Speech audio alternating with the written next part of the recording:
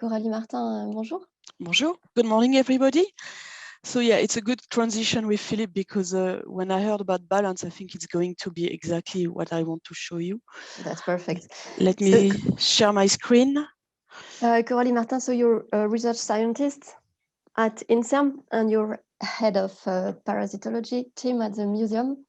So you are working obviously on a topic that has been attracting a lot of attention lately, and it's the links between nature and health issues, and more precisely the One Health topic. Okay, we're ready to hear you. Thank you, Aline. Yeah, I guess that over the last 12 months, many of you have heard about this One Health concept, and I will try to give you insight into this concept a bit more deeply and illustrate this with a few examples. And of course, it will include biodiversity issues, but I will try to show you that it's even larger than this. So what is the context and the findings about One Health? And One Health is linked to an issue first regarding emerging and re-emerging diseases and the fact that it interfaces with the wild fauna. And indeed, it is also favored by global changes. And among this, the collapse of biodiversity has strong consequences on the health, not only on economy, but also on the health. And this is difficult to access, as Philippe discussed this before. And the last concept to take in account is that ecosystems can provide essential services, but they are also associated with risks. So altogether, we now face a few problems, and mainly that we don't have a lot of knowledge to understand the processes which are involved in these situations, and also what we need to take decision and to know how to take this decision.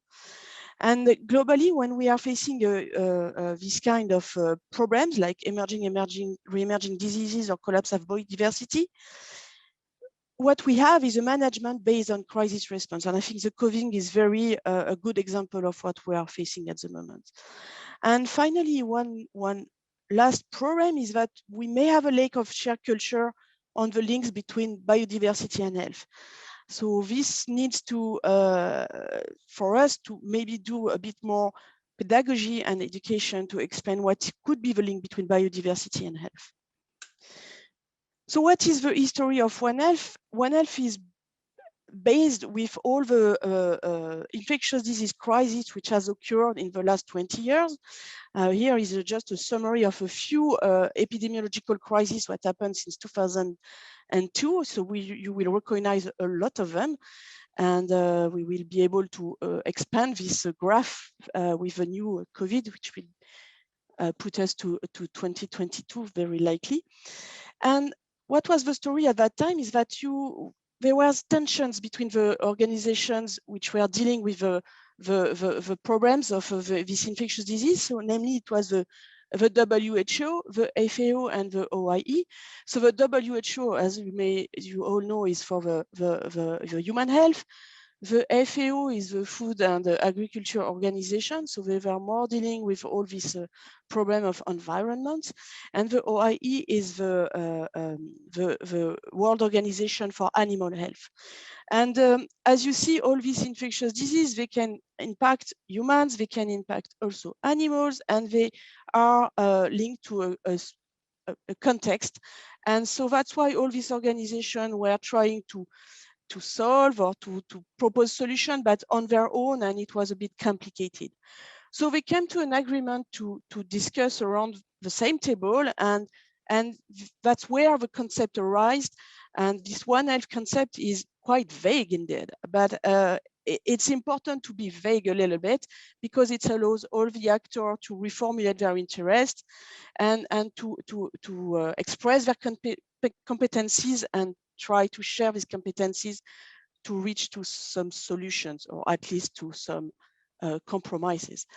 So what has been done mainly is that One Health has allowed to propose a common agenda and to try to put together these complementary skills to propose solutions. So this discussions brings to what we call the tripartite agreement, which was made by these three organizations, and it was done in 2008, 2010. And at that time, the main focus of this tripartite agreement was to work on the risk of emerging and re-emerging infectious diseases and the zoonotic risk of pathogens. The second pillar was to work also on the resistance to microbes. And at that time, it was mainly focused on antibiotic resistance, but now we can enlarge this to anti-inflammatory, anti-helminthics, antiviruses. There's a large panel of molecules that are now in focus for this aspect of resistance to chemicals. And the last pillar was to reinforce the national system, but that's not what I'm going to illustrate. So we'll focus more about the emerging and re-emerging infectious disease because I am a parasitologist, so it will be easier for me, but I will try to show you a bit extra examples, mainly linked to the resistance to chemicals. So the One Health concept is an approach which invites us to think about health differently. And the idea, the core idea is to show that human health, animal health, and ecosystem health are linked together. And I think after hearing Philippe, it's very obvious. And the idea of One Health again is to propose some collaborative and multidisciplinary and multi-sectoral approaches to address the health risk at the interface between human, animals, and the environment. And you have also to put in the equation that this kind of discussion should be done at different levels, not only within the countries, but in extra global levels, including for us European level. And I think with the COVID, you clearly see the situation is not so easy to discuss, because even within our own country, you may have regional discussion. So when I was discussing about multidisciplinary, I put this illustration on the slide to show you that when you, of course, when you speak of human health, the first people you think about are medics. But when you see the relationship for one pathogen between human, animals, and environment, you may need other actors. So you will need people who are working on ecology, on ecotoxicology, or people, of course, you will need vets, but you will also need people who are expert in public health, or you will also need people who have knowledge in cultural practices. And I think you heard a lot at the beginning of the COVID situation about how people in China were considering the animals in terms of when they go and buy animals, they want to buy them alive. And that was something which could be surprising for our culture, but that's where we need also people who take in account cultural practices and are able to inform us about these kind of differences. And of course, you will need a lot of legal framework, and you will need, finally, you will need the politics and many more discipline to put around the table if you want to tackle some of these threats. So the range of the concept One Health has increased because originally, as I said, it was mainly focused on infectious disease, but I put these slides here, which come from the National Research Institute for Agriculture, Food and Environment. And I quite like it because it shows you that, yes, the infectious diseases are still in the picture, but you will see that the One Health concept can take into account all the human activities which could have an impact on the health of humans, and not only regarding infectious disease. So for example, you will have the issues of alimentation, you will have issues on pollinating insects, you will have the issue regarding the loss of forest, etc., etc. And that's, I think it's a very important slide to take into account if you want to target all the risks. So here you have a graph showing you the environmental changes and ecosystem impairment. and the consequences it has on health. And all this has been very well developed by Philippe before, but what I want to highlight from this is that you have a large panel of causes, of distal causes that could impact not only infectious diseases, as you see, but of course, infectious diseases. So if we focus on these infectious diseases, the ultimate causes I showed you just before, and the risk of emergence, you need something else in between, and that's what we call proximal causes, and that was very well developed by our colleague in the museum. And I quite like this slide because it explains how you make the link between the large causes and how this has an impact on the emergence of diseases, because in between, you need to take in account what will favor the fact that the pathogen will have some consequences. So for example, you will need in these causes, more proximal causes, to have information about the population which have the pathogens, or the population which will receive the pathogen. So you will need information about the reservoir and the target populations. And you will need also to better understand how this population come together, and what are the problem of contact and transmission. So this is very focused on infectious disease, but that's how you will understand why the landscape modification, the climate changes, etc., will modify the reservoir and the target population, and also the pathogen, because the pathogen by itself could evolve and could change depending on its environment. And altogether, this will help to explain the emergence of disease, or at least the re-emergence of diseases also. So, of course, altogether, identifying the causes of this type of diseases will involve to understand complex and very often multifactorial phenomena. And that's maybe where it becomes very complicated. So let me give you a few more, few examples to illustrate all this. Regarding the deforestation and infectious disease, I quite like this slide because it's about malaria, and we are doing a lot of malaria in my lab. So if you look at the loss of forest, there is I highlighted two reasons why we are losing forest. So the main one, unfortunately, is agriculture. And among agriculture, one issue is that you will, for example, in Amazonia, have artificial fish ponds, which are spreading more and more. Indeed, it's becoming a very important problem in Brazil at the moment with fish ponds.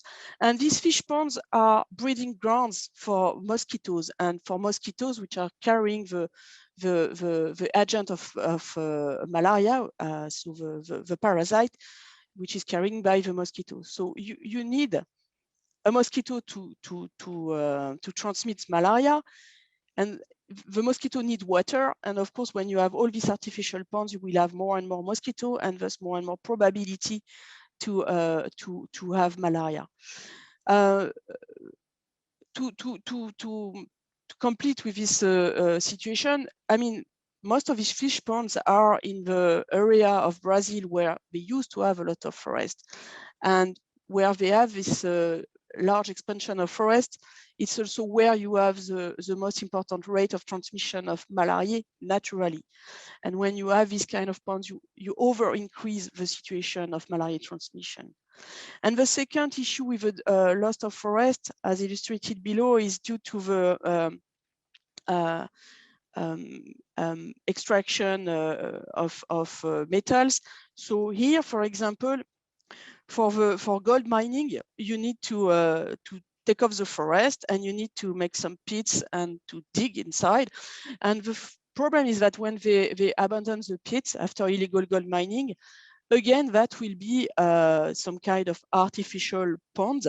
And again, it will favor the mosquitoes, because it will be breeding grounds for these mosquitoes. And again, the malaria will be favored in this area. So for the problem, for these two situations, unfortunately, there is no real solution at the moment. It's more constant that having a solution regarding the One Health possibilities of what could we do with that. So if I go back to the loss of biodiversity, there is a couple of story here I put on this slide. How the biodiversity loss could increase the risk of infection. I think it's something which we all have in head to understand. So I put, for example, depending if we are speaking of the wildlife, of breeding, or I put also the soil, because the meiofauna is a very interesting component of biodiversity, and it should definitely be taken in account. So the wildlife, for example, there is many studies that show that increasing local biodiversity in a natural area could reduce the number of cases of Lyme disease. This is known as a dilution effect, and that highlights that there is a correlation between species richness and infectious diseases.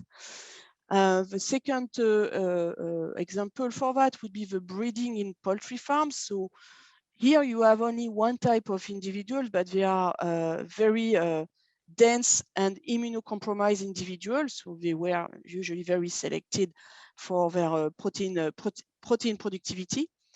And in this kind of situation, it favors the transmission of certain virulent viruses. And I think you all have heard about avian influenza, which is still a problem right now in France. And in this kind of environment, you have these virus issues, whereas they are quite rare in the natural environment. And finally, for the soil, there is billions of bacteria in 1 gram of soils, and it's amazing the diversity you can find in this environment. So when you have a soil impoverishment, you are losing species here too, and some of these species are capable of degrading pollutants, and it could favor the emergence of pathogenic bacteria, and this is known as a opportunistic strategist, and unfortunately they are also quick to colonize this disturbed environment. So altogether, this three situation can highlight that the biodiversity loss can have real consequences on the risk of infection. And it is important to reduce the risk of infection. For example, one of the solution would be to use interspersed population for that. So still in the biodiversity, I really like this example because it puts together all the actors. So anti-inflammatory and the biodiversity, as unfortunately there was a very terrible story in India of like 30 years ago now. So in general, there's only 2 types of molecules that are used to treat animals, and it is used in more than 65% of clinical cases. So it's a very limited chemotherapies for animals. And among them, there is the diclofenac. And I'm sure you know it, because when you have issues with some kind of shoulder pain or knee pain, you would use this kind of cream, like and this anti-inflammatory drug is widely used in India since the 80s because it prevents fever and lameness in cattle. And what is the main problem with that is that the vulture population has massively dropped in the early 90s by 97%, so almost all of them. And what has been shown is that this disappearance of vulture was due to diclofenac, because when they analyzed the dead vulture, they noticed that they had a kidney failure due to diclofenac. So what happened when you don't have any more vulture in this kind of environment? So what you need to know is that in India, the vulture are very important to take care of the carcasses of animals, and they are very useful to clean the environment. So if you don't have any more vulture, what's happened is that you have other animals will take the place of the vultures. And what are these other animals? It's mainly dogs, wild dogs. You also have rats, you also have a bit of pigs, but you mainly have wild dogs. And what is the problem with these wild dogs is that they bite, and they bite a lot because the population has increased massively, the number of bites increase, and the issue of that is that these wild dogs, they can transmit rabies. And there is an estimation of 1 rabies death per 1,000 bites in India. And right now, they have about 30,000 deaths per year. And this represents more than half of the number of deaths per year of rabies in the world. And on top of that, it has a strong economic cost, as I put here, because it's really costly to take care not only of the Indians people who were bitten by the dogs and have rabies, but also for the management of reservoir animal populations. To do vaccination and sterilization cost a lot of money. So this solution has been solved because they have managed to stop the diclofenac first, change the molecule they are using to treat the cattle, take into account the wild dogs, they try to at least contain the population, treat the people, and try to have also a lot of prevention about this situation. And the people now are very aware of avoiding the dogs, maybe more than in other countries. And that seems to get better, but the vultures are not yet back. So that's still an issue even 30 years after. So I would like to give you a last example, this time more on synthetic chemicals and compounds which could have an impact on the environment and on health. So I would say that there is 2 kinds of compounds which are of interest: the endocrine disruptors and the CMR substances, and how these can affect the health and the environment. Just one example, because we are all aware of this one, I think. The chlordecone has been introduced in Guadeloupe and Martinique to prevent the banana weevil. So it was there to improve the production of banana, of course. And it was used on a massive scale until 1993. And the problem of that is that it has contaminated the soil, the groundwater, and the river and the seacoast. So all the ecosystem were contaminated. And there are still contamination on these islands. So the problem of this chlordecone is that it's very resistant to biotic and abiotic biodegradation. It persists a long time in the environment.